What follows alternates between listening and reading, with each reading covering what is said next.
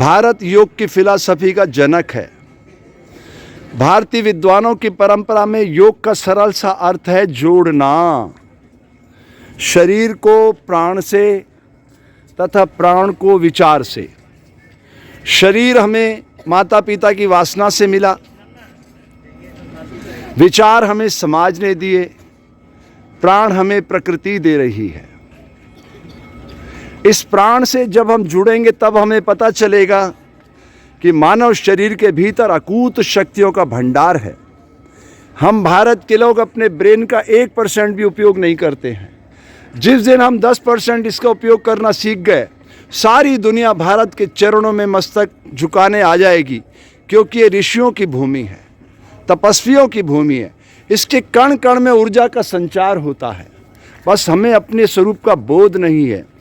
तो आओ दिव्य आत्माओं, भारत की धरती से इस अभियान को शुरू करते हैं।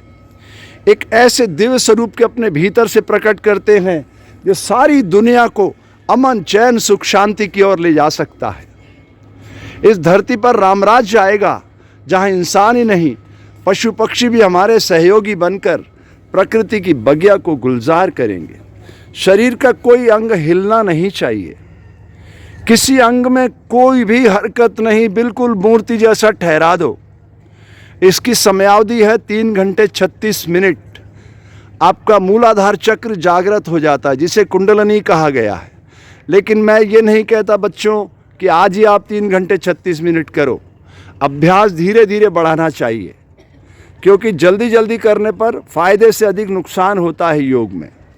योग में प्रवीणता तब आती है जब मन, बुद्धि, चित्त, अहंकार से आपकी मुलाकात होती है। अभी तो हमें मन का ही पता नहीं है, वो कभी अमृत बनाता है, कभी विष बनाता है। उसको दीप बनाना है ना, आपका वो सहारा बन जाए। इसके लिए आपको पहले शरीर को ठहराना सीखना होता है। सबसे पहली शर्त है शरीर को ठहराना। जब तक आप शरीर को ठहराओगे नहीं, तब तक आपके भीतर की चेतना से आपकी मुलाकात नहीं हो सकती। आप बाहरी बार घूमते रह जाओगे। प्रकृति का सिद्धांत बहुत सरल है। जल 100 डिग्री पर जाकर भाप के रूप में तब्दील हो जाता है। सोना शीशे में जलकर शुद्धता को प्राप्त हो जाता है। लोहा आग में तपकर फौलाद बन जाता है। बीज में पेड़ छिपा रहता है मेरे बच्चों, लेकिन वो प्रकट कब होता है?